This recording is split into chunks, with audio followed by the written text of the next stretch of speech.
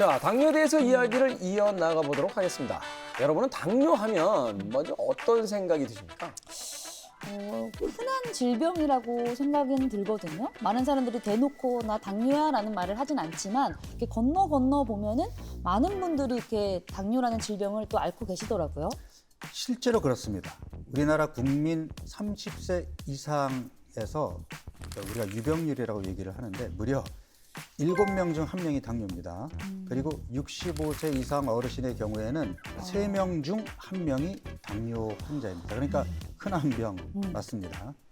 그럼 닥터 피도 이 당뇨하면 흔한 병이라는 생각이 드시나요? 저도 제 주변에 보면 밥 먹다가 뭐 이렇게 꼭 약을 드시는 분들이 있어요. 그게 뭐야? 라고 물어보면 당뇨 하고 우리가 어렵지 않게 이제 실생활 속에서도 만날 수가 있는데.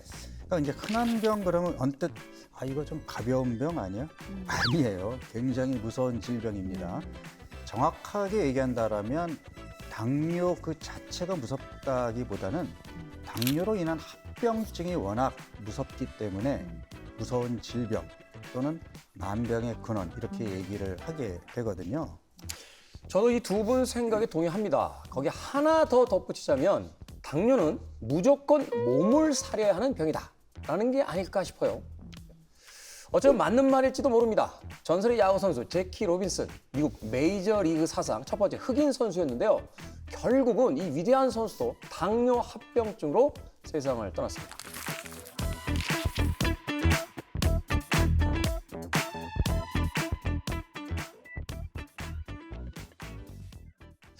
자, 야구에 대해서 이야기를 제가 하자니 좀 쑥스럽긴 하군요. 우리 조수가 야구는 거의 박사급 아닙니까? 전 박사급이었죠. 박사급이었는데 제가 알기로는 이 메이저리그 역사상 전 구단, 하나의 구단 말고 전 구단 영구 결번인 선수가 이 선수다.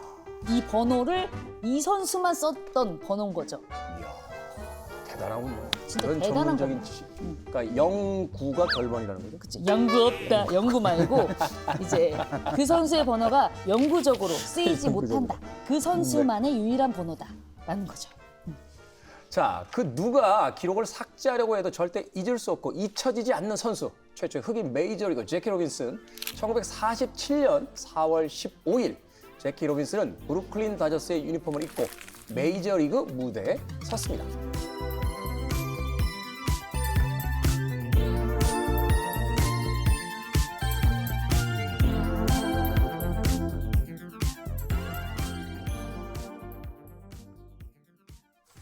(1919년) 미국 조지아주에서 소장농의 아들로 태어난 그는 뛰어난 운동 능력을 무기로 니그로 리그라 불린 흑인 리그에서 야구 인생을 시작했습니다. 당시 메이저리그는 백인의 전유물이었죠.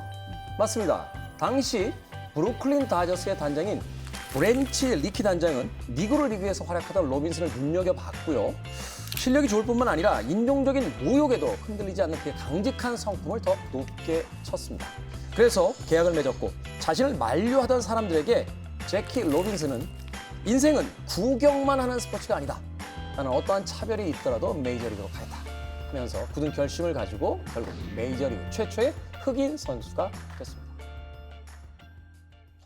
사실 지금도 인종차별은 있잖아요. 근데 그 시절에 이 백인들 사이에서 흑인이 야구를 하기가 정말 쉽지 않았을 것 같습니다, 진짜. 네, 다들 짐작하시는 것처럼 아니 우리가 추측하는 것 이상으로 제키 로빈슨은 온갖 비난과 야유와 괴롭힘을 받았습니다. 다른 구단들이 다저스와 경기를 거부하는 건 물론이고요. 팀 내에서조차 그를 동료로 받아들이지 않는 분위기도 있었죠. 심판들은 편파 판정을 했고 상대팀 선수들은 고의로 빈볼을 던졌습니다. 그럼에도 불구하고 엄청난 기록을 남겼죠. 네, 데뷔 첫 해에 내셔널리그 신왕으로 뽑혔고요.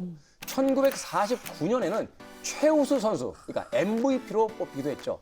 1956년에 은퇴를 할 때까지 통산 타율이 메이저리그에서 무려 3할 1푼 1리, 그리고 734타점을 기록했을 뿐만 아니라 1962년 흑인 최초로 명예의 전당에 올랐습니다.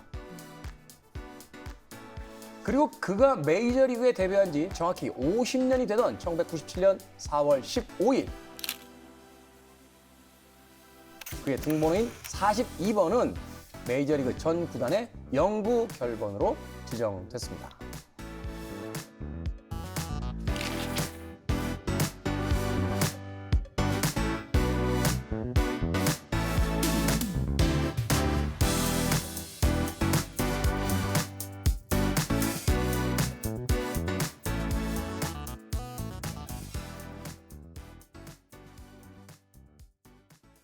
인종차별을 이겨내고 나아간 미국 인권의 역사를 바꾼 제키 로빈슨. 그러나 그런 그도 당뇨만은 이기지 못했습니다. 말년에는 당뇨로 망막에 이상이 생겨 눈이 거의 보이지 않았고요. 비교적 이른 나이인 53세에 세상을 떠나게 됩니다. 53세면 너무 이른 나이인데 그때는 뭐 이렇게 인슐린 주사 같은 치료 방법이 없었나요? 그 제키 로빈슨에게 당뇨 증상이 나타난 게 은퇴할 때쯤이라고 하죠. 그러니까 제키 로빈슨은 1960년대 초중반에 아마도 당뇨 진단을 받은 것으로 보이는데 그 당시에는 이미 인슐린은 상용화되었을 때고요. 인슐린이 발견된 게 1921년이고 1920년 후반부터 치료에 사용됐으니까요. 제 생각에는 우리가 이제 앞서 얘기했던 것처럼 이게 무증상인 상태에서 일찍 발견이 안 됐던 것도 있었고 뒤늦게 발견이 되면서 이미 당뇨 합병증까지 진행이 되었기 때문에 심각한 당뇨 합병증이 아마도 주요 사인이 아니었나 싶습니다. 네, 인종차별에선 승리했지만 당뇨와의 싸움에선 지고만 제키 로빈슨. 정말 당뇨는 극복하지 못할 질병일까요? 지금부터는 그 질문에, 그 편견에 당당히 반기를 든 사람들의 이야기를 해보겠습니다.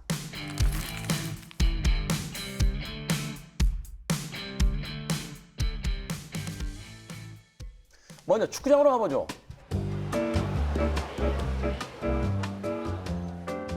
현재 중동 리그 알카드시아 소속의 나초 페르난데스입니다.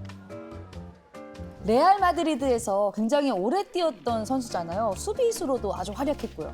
예, 역시 골을 좀 때리는 조수군요. 아, 그럼요. 네. 플레이 자체가 엄청 화려하지는 않지만 양발을 자유자재로 쓰면서 공을 굉장히 잘 다루는 선수로서 알려져 있습니다. 그리고 주장으로서 이 레알 마드리드를 15번째 챔피언스 리그 우승으로 이끌기도 했었죠. 그런 그가 사실은 데뷔조차 하지 못할 뻔했습니다. 왜냐하면 12살 때 당뇨를 진단받았기 때문입니다.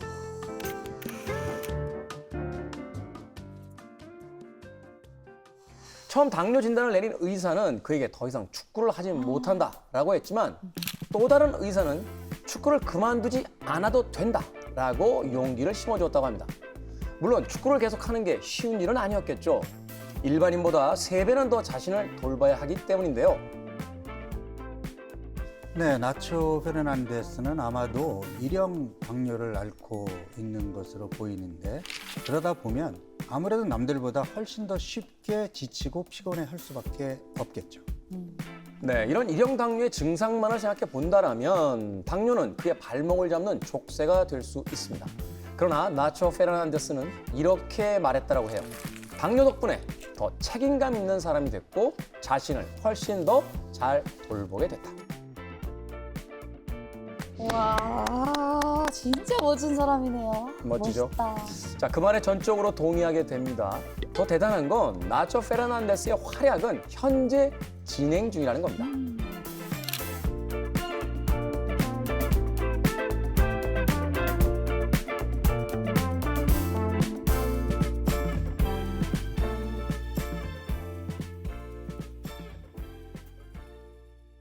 자, 당뇨와 싸움에 승리한 사람은 또 있습니다. 바로 수영 선수 게리 홀 주니어입니다.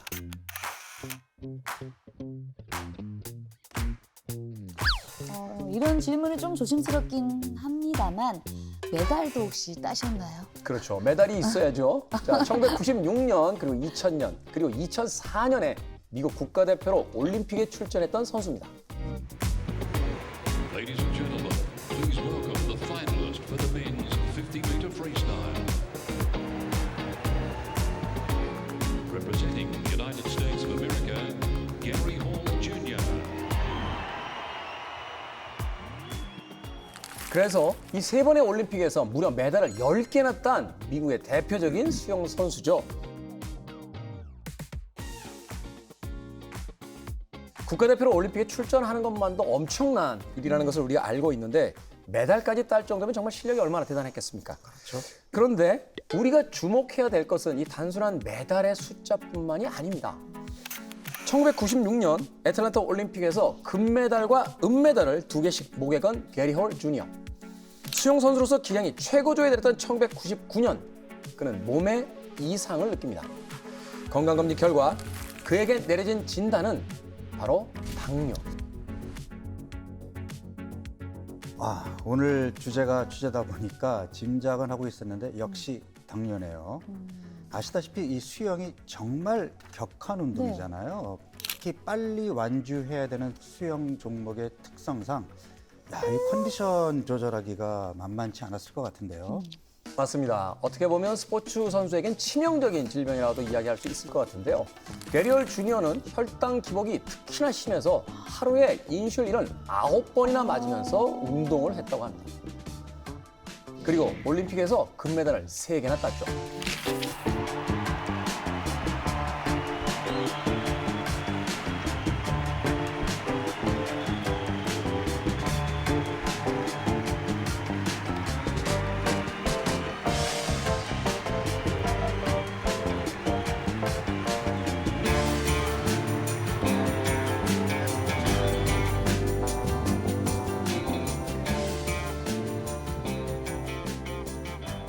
만약 게리홀 주니어가 당뇨를 진단받고 포기했으면 어떻게 됐을까요?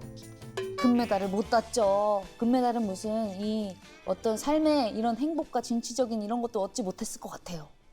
그런데 이게 다 뭐 덕분이다? 인슐린 덕분이다. 인슐린. 예? 인슐린.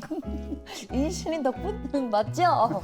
인슐린 덕분에 혈당이 조절되고 당뇨 증상도 개선됐잖아요. 예. 그러니까 인슐린이 개발된 덕분에 당뇨가 치명적인 질병에서 관리할 수 있는 질병으로 사람들 인식도 바뀌었고요. 수백만 명의 목숨을 살린 게 바로 인슐린입니다. 그렇네요. 제가 너무 인문학적으로만 생각을 했어요. 자, 다시 당뇨 환자들이 세상에 자신의 한계를 극복할 수 있었던 건 인슐린 역할이 큽니다. 그리고 하나 더 꼽자면 움츠러들지 않고 도전한 용기가 아닐까 하는 생각이 드는데 다들 동의하십니까? 네, 그 대답을 하려고 했으나 아무래도 닥터다 보니까 인슐린 얘기가 먼저 나왔네요. 네. 동의합니다. 맞습니다. 저도 사실 이제 저희 할머니께서 당뇨를 또 앓고 계셨고 당뇨 합병증으로 좀 고생을 하셨었어요. 그래가지고 이거에 대해서 많이 조금 알아보려고 하고 또 할머니가 항상 인슐린 주사 맞고 하시는 걸 이렇게 주변에서 지켜본 사람으로서 이렇게 관리를 잘 하고 하면은 이제 괜찮을 수 있다라고 지금 걱정하시는 분들이 많으실 것 같아요. 걱정하지 마시고 용기를 가지시길 바랍니다.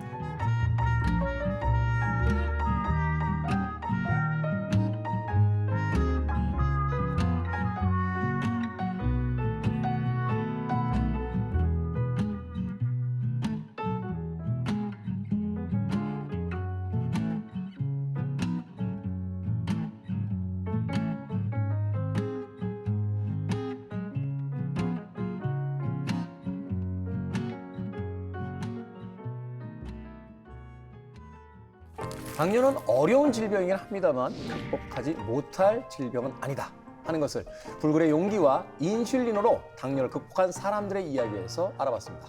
자, 오늘 이야기는 여기까지입니다.